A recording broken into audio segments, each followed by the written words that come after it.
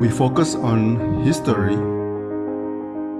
culture, religion, art, social, and philosophy of Nusantara. Here, in the presence of Nusantara, we were made to be forgotten about the goodness of ourselves. Because negativity seems to be more interesting for us. Now, I'm Sutoyo Raharto and friends assist you to remind you, to awaken you that we still can find the gems of Nusantara. They are the great sights of Nusantara.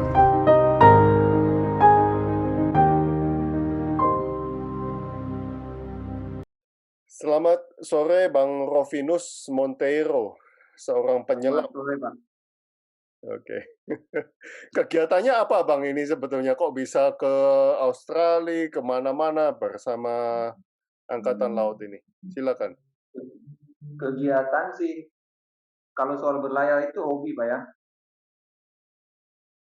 Hobi, kalau kerjaan, saya sih kerja asli saya freelance geologis, kemudian suka punya kegiatan sosial gitu. Geologis ya? Iya, Oh. geologis Trisakti sih tadinya lulusan. Nah, di Lembata bisa menemukan apa, Bang, sebagai geologis? Sebagai geologis di Lembata, saya lagi buat peta geologi Lembata. Kebetulan di NTT ini kita cuma peta regional kan, nggak punya peta detailnya. Gitu, saya gerak sendiri juga sih, nggak sama badan apa di Lembata gitu. Oke. Nah, Bang, kapal yang coklat itu kapal apa, Bang? Yang dibawa sampai ke Australia itu? Yang sampai Australia itu perahu Padewakang. Padewakang itu perahu itu aktif di Nusantara di tahun 1500 sampai 1700-an, Pak. Gitu. Itu dia nenek moyangnya pinisi sekarang. Kalau sekarang kita tahu perahu tradisional Indonesia, banyak yang kenal yang namanya pinisi. Nah, si Padewakang ini lebih tuanya pinisi gitu. Oh, dan itu baru atau memang kapal dari 500 tahun yang lalu? Baru, Pak. Itu dibuat bulan Mei tahun 2019, selesainya di bulan November 2019. Jadi perahunya itu kita buat dari replika yang pernah ada, gambar-gambar pelaut Belanda, Portugis yang pernah ke Indonesia, ke Nusantara. Nah, gambar-gambar itu kita kumpulkan, kemudian kita buat replikanya, kita buat perahunya, kita bangun. Kita tanya ke tukang perahu, apakah dia bisa buat? Ternyata dia bisa buat, dan bentuknya mirip seperti yang digambar itu. Itu layar ya? Iya, layarnya masih model dulu tuh, yang segi 4 gitu. Pakai kain? Bukan, jadi bahannya itu dari serat semacam lontar gitu, itu diiris halus kemudian ditenun sama ibu-ibu. Oh, oke. Bukan terpal berarti, bukan kain terpal berarti ya? Kalau Oh. dilihat kasat mata sih bentuknya mirip terpal ya, kayak kalung beras sekarang. Ya. Ya, tapi dia aslinya itu dari serat pohon. Gitu. Wow. Nah, itu ini pohon palem-paleman yang hidup di muara sungai. Nah, itu sama ibu-ibu di Sulawesi Barat dan Sulawesi Selatan ada yang masih menenun tuh. Wow. Dan ini hobi? Itu hobi. Wow. Kalau itu berangkat dari Lembata? Dari Makassar, Pak. Oh, Makassar. Makassar ke Australia ya? Makassar ke Australia. Berapa hari, Bang? Di tahun 2000 ini, harusnya kan di Australia itu ada peringatan 250 tahun penemuan benua Australia sama Kapten James Cook-nya dari Inggris, dari kerajaan Inggris. Nah, tapi menurut ceritanya suku aborigin di Australia bahwa sebelum bangsa Inggris masuk ke Australia, itu sudah ada bangsa Spanyol yang pernah mendarat di sana dan ada orang-orang kulit kuning yang dari utara katanya, yang datang ke situ untuk mencari teripang. Nah, kebetulan cerita tentang mencari teripang ke selatan ini di kerajaan di Sulawesi itu ada di tahun 1600-an itu ada jual beli teripang yang besar-besaran di sana, Pak. Jadi orang Makassar itu turun ke selatan untuk mencari teripang itu di daerah Nusa Tenggara sampai ke Australia mencari teripang. Kemudian di Makassar itu ada dari Cina yang datang membeli di situ. Pasarnya ada di Makassar waktu itu. Oke, berarti Makassar seperti Singapurnya sekarang ini ya? Iya, Iya, iya, iya, iya. Interesting sekali. Wow. Nah, kerajaannya nggak tahu ya? Tidore, Ternate, atau kerajaan Goa, Pak. Goa? Oke. Iya, Ya, di Makassar tahun itu kan ada dua kerajaan kembar tuh Goa Talo. Yang aktif besar itu kerajaan Goa di sana. oke, oke. Oh, Yang punya Sultan Hasanuddin tuh turunannya. iya, iya, iya, iya, iya. Uh. Bang, Iya, Pak. bisa ceritakan sedikit tentang pelayaran Anda, Bang? Sudah kemana saja? Pelayaran ini saya balik lagi, kalau saya sih memang hobi berlayar ini dari kecil. Jadi dulu waktu kecil saya suka, ya kasarnya nyolong ya, ngambil perahu nelayan yang ada layarnya, kemudian saya layari di pantai, di Lembata, di Tarantuka. Nah, kemudian ketika saya kuliah ke Jakarta, saya main ke Kepulauan Seribu, banyak tuh tukang perahu di sana. Nah, dari situ saya sempat buat satu perahu kecil. Nah, itu mulai awal saya berlayar jauh itu sejak saat itu tuh. Saya buat perahu kecil di Pulau Pramuka waktu itu. Kemudian saya layari keliling Kepulauan Seribu itu di tahun 2009-2010. Kemudian saya punya pelayaran panjang solo itu dari Makassar ke Jakarta dengan perahu Sandek punya Sulawesi Barat. Nah, kebetulan di tahun 2014 itu saya punya cita-cita untuk museumin perahu-perahu tradisional Indonesia. Jadi selama ini kan kita anak muda zaman sekarang itu cuma tahu perahu tradisional itu kayak pinisi mungkin. Tapi perahu-perahu kecil itu kita nggak tahu. Kita nggak tahu kalau di Mandar punya sandek, di Bali punya jukung, di Lembata punya peledang. Nah itu kita nggak tahu. Jadi saya ceritanya pengen museumkan perahu ini. Kebetulan waktu itu sempat kerjasama sama Museum Bahari Jakarta. Jadi saya layari perahu dari Sulawesi Selatan ke Jakarta. Itu waktu pelayarannya 1 bulan 3 minggu kurang lebih.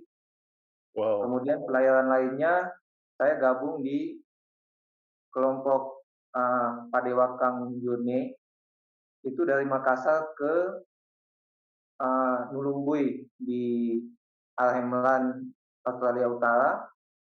Itu di tahun 2019 dari tanggal 9 Desember sampai 23 Februari 2020. 9 Desember 2019 waktu itu. Ya untuk pelayaran panjang sih yang itu, pelayaran pendek-pendeknya ya kayak dari Sulawesi Barat ke Sulawesi Selatan, main di depan Jakarta ataupun di kepulauan NTT sini gitu. Wow. Itu pakai perahu kecil di lautan besar nggak masalah, Bang? Nggak masalah selama kita pelajari angin, gelombang, gitu kan. Kalau kita berlayar itu ngikut musim, gitu. Ada Wow. musim, kalau ya hitung musim hujan, musim kemarau itu kan berdasarkan angin ya, angin timur, angin barat. Nah, kita harus tahu dulu musim angin utamanya seperti apa, kemudian ada angin-angin lokal, nah di situ kita bisa pakai untuk berlayar gitu. Jadi masalah nggak apa-apa, ya kurang lebih sama kayak kita jalan di darat sih. Emang jalan di tempat ramai nggak apa-apa ya, nggak apa-apa kalau kita tahu keadaannya seperti apa gitu loh. Itu Abang belajar di mana, Bang? Belajar, awalnya saya otodidak yang tadi saya ceritakan dari kecil saya ngambil perahu nelayan, saya coba layari gitu, saya lihat nelayan main layarnya seperti apa gitu. Terus saya coba-coba bisa. Kemudian ketika di Jakarta, saya pengen serius belajar yang benar. Saya sempat ikut kursus di Neptunus Sailing Club di Ancol waktu itu. Nggak tahu sih sekarang masih ada apa enggak klubnya, gitu. Wow, wow. Kemudian untuk cara-cara pelayaran tradisional juga saya belajarnya sama pelaut-pelaut Sulawesi ya. Jadi saya ke Makassar, ke Mandar, di sana saya nginap sama di rumahnya nelayan, di rumahnya pelaut sana, ya itu setiap hari coba pelajari cara berlayarnya mereka gitu. Wah, interesting. Orang yang seperti Anda banyak nggak, Bang? Nggak banyak sih, Pak. Kalau dihitung-hitung di Indonesia ini kita yang tipenya hobi layar pelaut tradisional seperti saya nggak sampai 10 mungkin. Oh, wow. Anda berarti aset negara, Bang.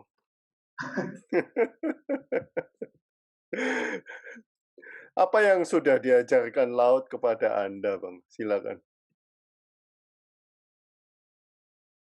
Laut, laut sih ngajarin apa ya? Disuruh kita tuh untuk apa adanya, lebih banyak berserah gitu loh. Ikhlas ngejalanin, nggak usah coba-coba gitu. Bertindak taktis harus iya gitu.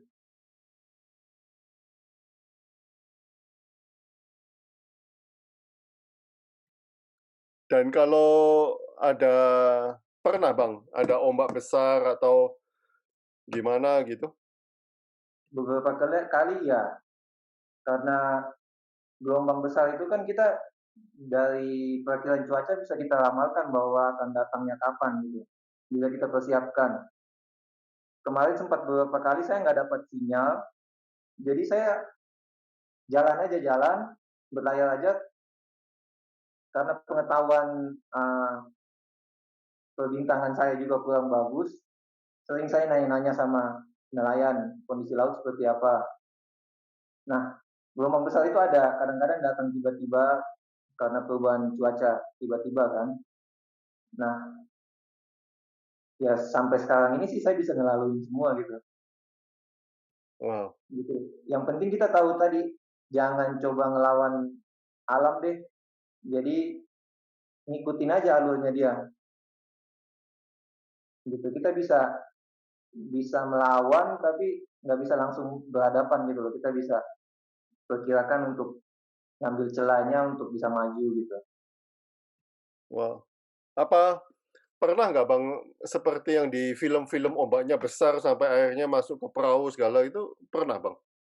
Pernah waktu berlayar sendiri, perahu saya sempat kena gelombang besar, sempat kemasukan air setengah perahunya. Jadi saya berlayarnya tuh kayak nungging gitu loh. Perahu yang depannya udah penuh sama air, saya di belakangnya di atas gitu.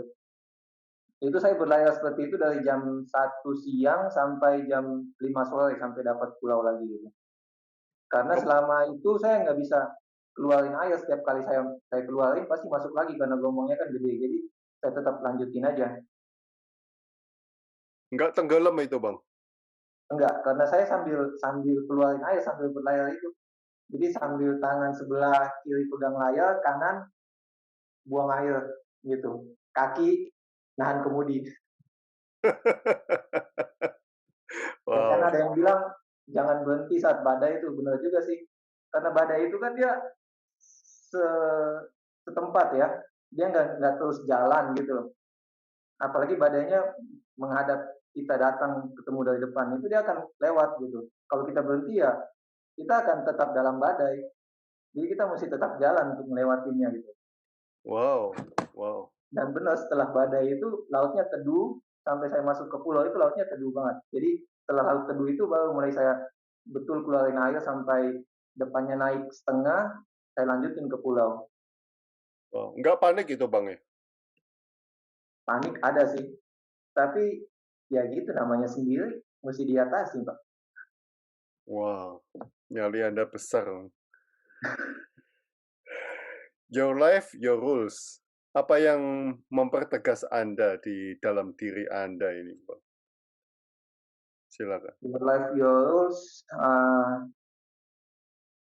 Saya sering ngelihat kalau kita hidup pada umumnya ini kan sering terjebak sama aturan hidup umum, Pak ya.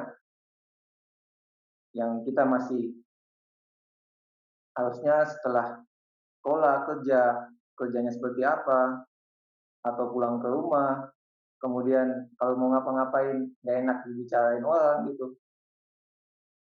Ya kalau ke saya ya hidup kita ya punya kita gitu. Saya ngeibaratin hidup itu ya kayak perahu sama lautan ketika kita berlayar.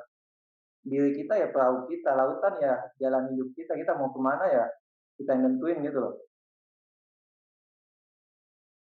Kita boleh Ya. berlayar lawan angin, lawan ombak, tapi kita perlu strategi untuk melewatinya. Nggak perlu kaku kita sama aturan hidup. Yang penting kan kita tahu kemana tujuan sama hidup kita gitu loh. Dan kita tahu cara capainya gimana. Wow, Gitu lah.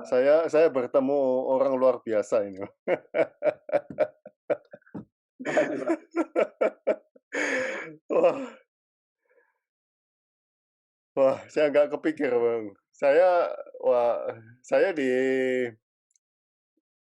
laut yang agak dalam gitu udah Ya. lihat tahu di kedalamannya udah takut. Anda mengatakan orang yang takut mencoba tidak pantas menginginkan sesuatu, menginginkan apapun. Orang macam apa yang pernah Anda lihat, Bang, hingga Anda mengatakan ini? Silakan. Uh, Sebagian besar kita hidup, manusia yang hidup ini kan lebih memilih untuk tinggal di zona nyamannya kan.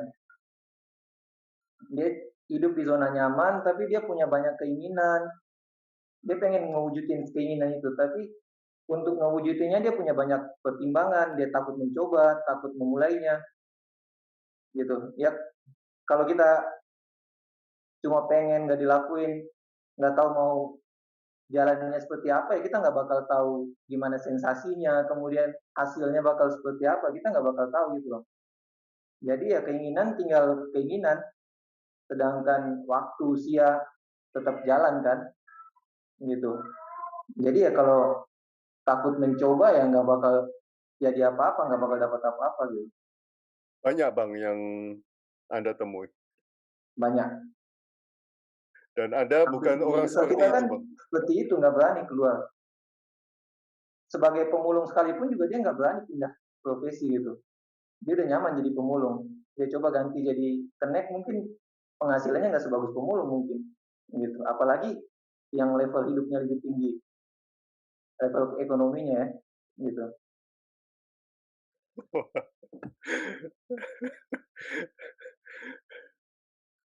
Saya harus interview Anda lagi, Bang. Pengalaman Anda mesti banyak sekali di lautan. Ya sih, kemarin kaget juga sih dihubungin.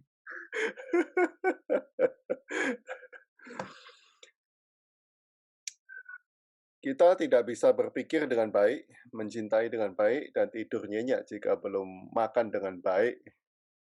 Ini wow banget, Bang. Sangat basic tapi banyak orang yang lupa ini. Dapat dapat wisdom dari mana ini, Bang? Silakan. Itu semua sih sebenarnya apa semua yang kita lakuin ini awal mulanya kan dari makanan yang kita makan dan gimana cara kita makan kan. Jadi gimana cara kita makan itu mempengaruhi seluruh aktivitas kita ke depan gitu, dari setelah kita makan sampai 1-2 jam sampai sehari setelah kita makan gitu. Dan apapun semua kegiatan pasti ada hubungannya sama makan. Mau sepetualang hebat pun pasti yang ditanya, "Lu ke sana makannya apa?" gitu. Jokowi ketika ke Amerika pun ditanya, "Jokowi makan apa di sana?" gitu. Jadi makanan itu utama untuk kita sebelum kita ngelakuin apapun. Jadi saya sering dimanapun saya berada, ketika saya lagi pengen apa ya saya hidangkan untuk saya nikmatin gitu. Saya pernah lagi gelombang, saya pengen makan spaghetti, ya saya buat spaghetti di atas perahu itu. Lagi gelombang, harusnya sibuk gitu, selesai gelombang berlalu kita udah bisa ngatasin perahu, keluarin buah kesukaan itu seneng banget. Dan itu ketika kita selesai semuanya, kita akan bercerita, cerita tentang ketakutan kita soal gelombang itu hilang. Yang kita ceritain bahwa makan buah setelah gelombang itu enak banget gitu. Anda kok nggak Jadi masuk angkatan laut, Bang? angkatan laut sempet sih mencoba dulu di tamat SMA, tes nggak lulus.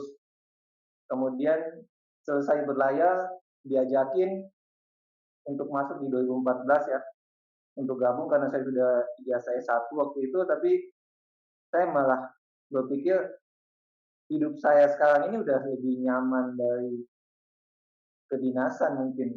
Karena saya udah nemuin apa ya, kebahagiaan saya di luar itu loh. Ketika saya memilih, seandainya saya memilih masuk lagi ke kedinasan, mungkin saya akan terikat sama aturan-aturan gitu. Dan jadi sekarang pun, walaupun tidak di dalam angkatan laut, saya bermitra sama angkatan laut cukup baik gitu. Jadi kurang lebih mau ada di dalam angkatan laut ataupun di luar angkatan laut, jiwa saya di angkatan laut mungkin ya. Anda sudah di laut ya? Sudah di laut sudah. Gelombang atau badai paling lama berapa jam, Bang? Gelombang atau badai, saya pernah di utara Sumbawa itu dari malam jam 11 malam sampai pagi jam 4 pagi. Kemudian pernah di uh, apa namanya, di Alo, utaranya Alo itu kita sempat 3 jam di situ. Kemudian di selatannya Saumlaki pas perbatasan Indonesia Australia itu ada 2 jaman mungkin, itu juga di tengah malam ya, pas jam 12 sampai jam 2 gitu. Itu Gitu. nggak tidur, Bang ya? Iya, jadi ketika datang badai gitu kita memang mesti gerak semuanya. Semua yang kita latih itu keluar gitu. Dan lebih banyak refleksnya sih. Dan ketika gelombang itu tuh kita jadi tahu tuh aslinya kita seperti apa. Ya mungkin kalau teman-teman yang suka mendaki gunung ngajak ayo mendaki gunung, dia di puncak kita tahu tuh aslinya orang seperti apa. Nah di laut juga kayak gitu tuh, pas lagi di laut apalagi pas nemu badai, aslinya orang tuh kita tahu di situ. Yang ya mungkin kita sama-sama ikut latihan latihan berlayar, ketika kita sampai di laut nemu gelombang, takut, berani, masa bodoh, itu ada semua muncul itu.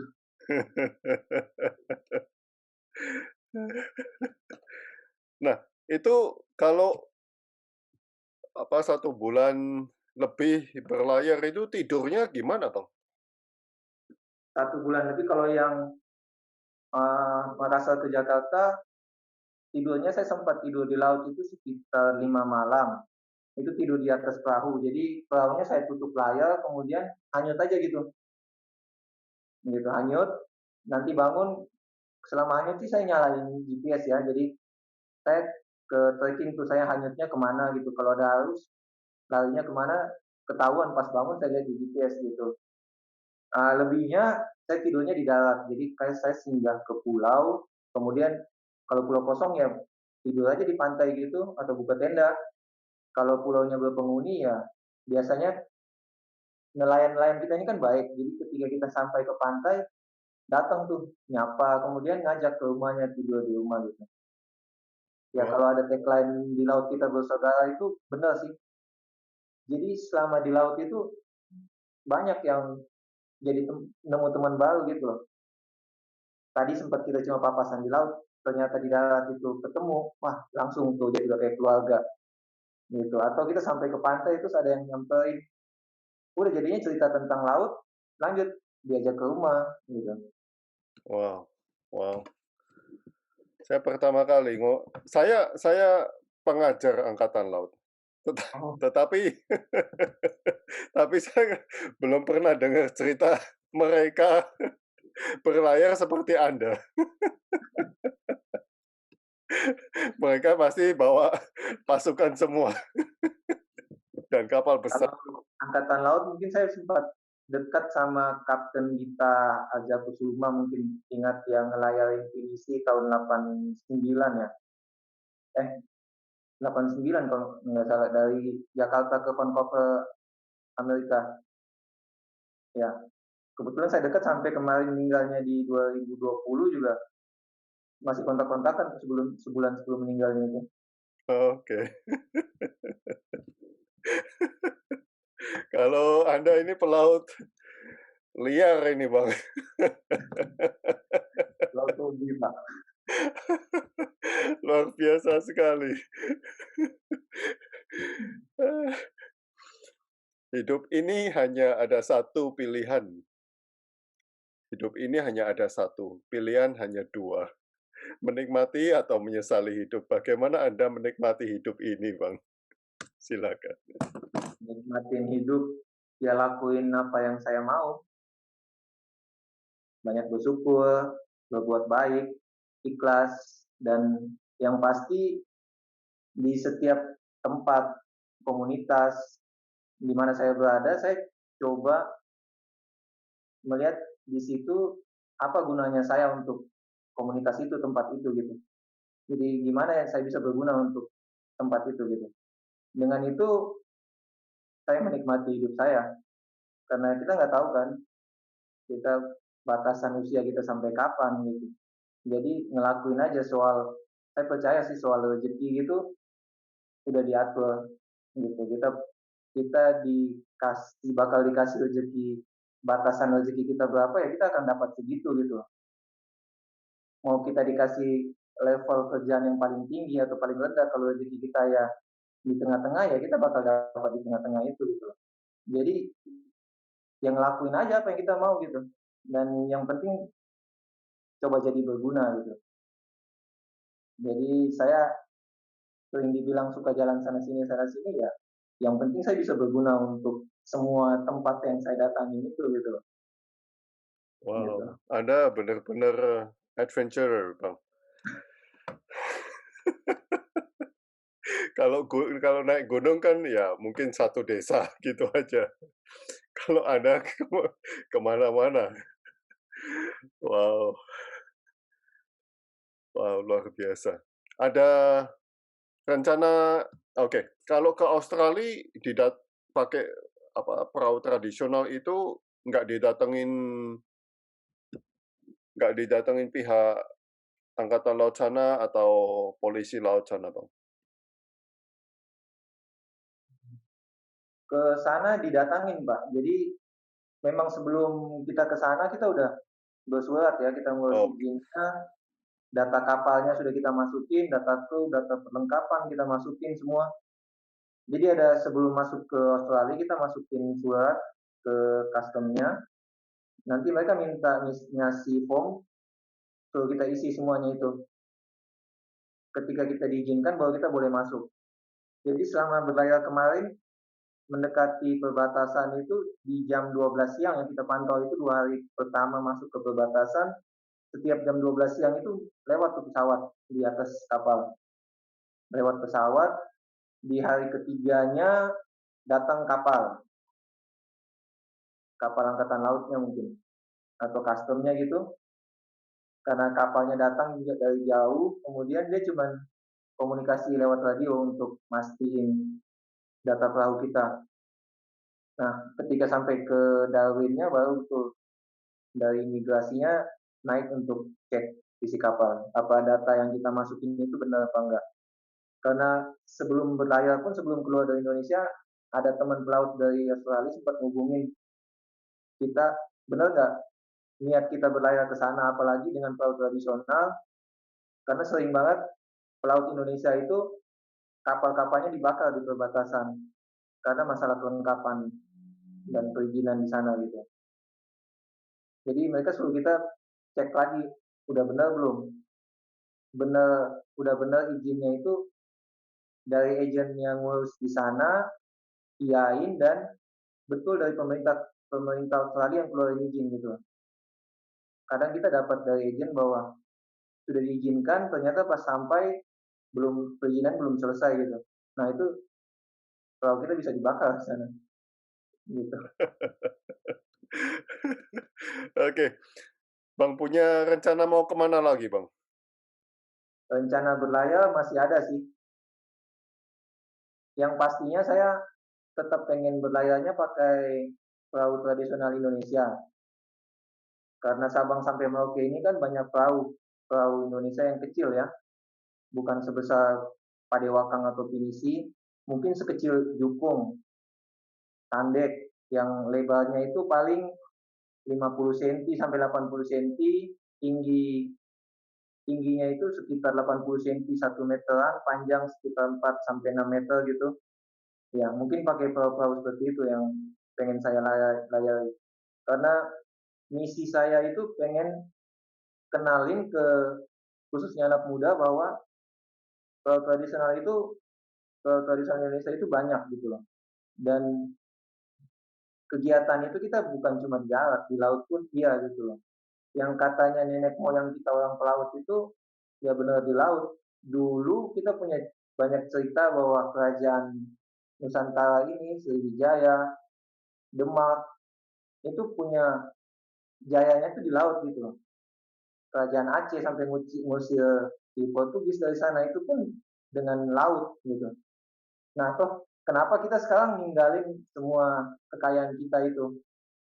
Gitu dari situ saya pengen tetap bangkitin gitu. Walaupun cuman sampai sekarang tetap saya sendiri ataupun cuman nggak sampai 10 orang kita yang berminat dengan pelayaran tradisional ini ya kita tetap bergerak gitu pengen tetap berlayar bahwa pelaut tradisional Indonesia itu masih ada loh.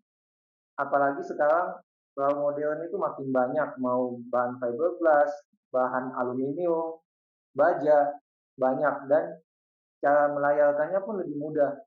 Tapi kita nggak tergiur ke situ karena kecintaan kita sama si perahu tradisional Indonesia ini besar sekali dan kalau memang kita nggak cintai kita nggak munculkan lagi yang udah punah itu benar-benar akan punah dan nggak bakal diingat lagi gitu loh.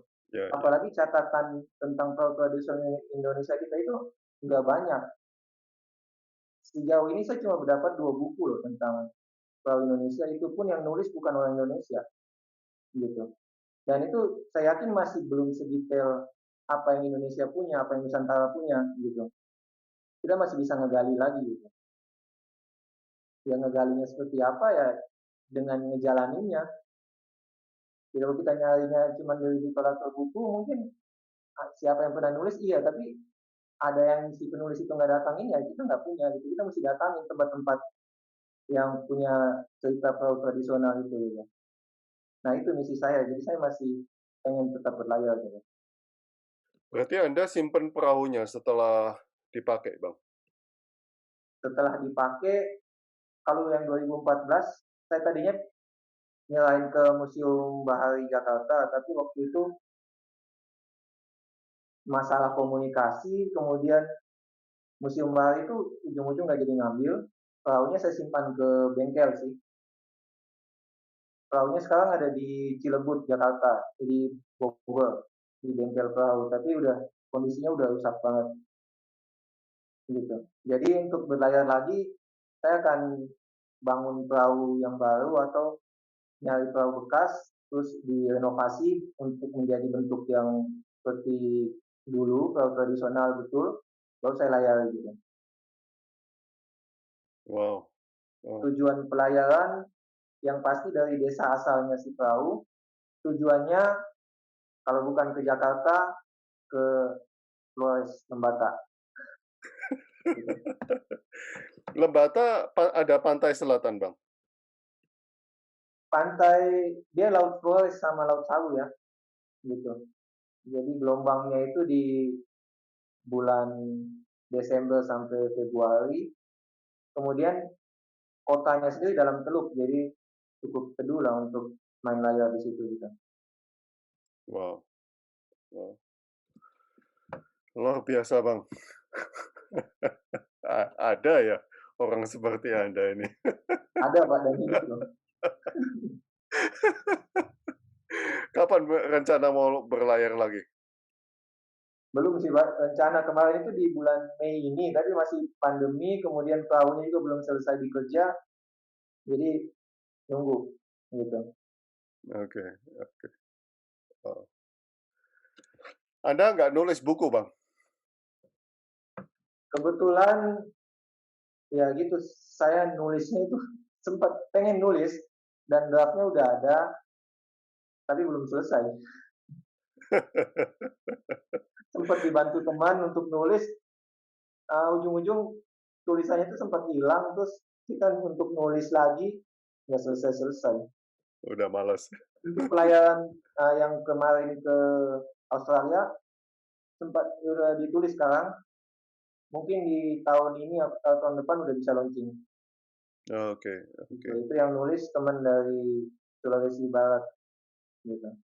Itu saya pernah ngerasain, ya cuma dari Lombok ke Bali, ada gelombang besar, itu sudah mual-mual, Bang. Itu Lombok Bali itu gelombangnya benar besar itu loh Pak. Besar? Karena penyempitan ini selat kan dari Laut Sabu, Samudra India masuk ke Laut Jawa. Nah itu penyempitan itu jadi gelombangnya lebih besar di situ. Saya kemarin sempat kena gelombang juga di Selat Lombok sama Selat Bali itu. Yang penyeberangan Lombok ke Bali sama Bali ke Jawa.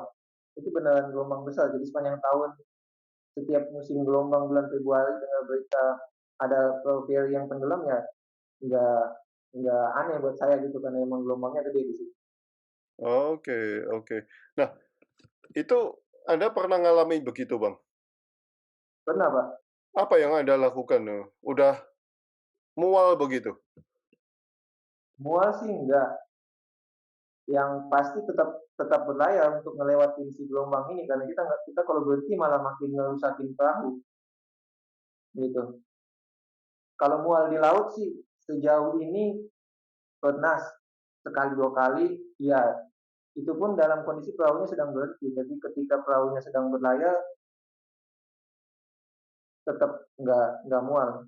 Ya balik lagi ke soal makanan tadi. Kalau betul kita makan dan menikmati, ya kita bisa ngelaluin semuanya gitu. Wah, udah nggak mikir mual paling ya? Udah Nggak mikirnya mikir lagi. menyelamatkan diri kali ya? Iya, karena pas lagi berlayar itu kita ngerasa perahu itu ya badan kita gitu. Mungkin kondisi orang awam ketika nyetir mungkin nyetir mobil, kita nyetir itu kita bisa merasakan itu lampu sen belakang atau ban belakang kalau nggak lampu sen nggak nyala atau ban belakang lagi kempes itu kita bisa berasa kan gitu. Jadi kita tubuh kita itu menyatu sama si perahu ini gitu.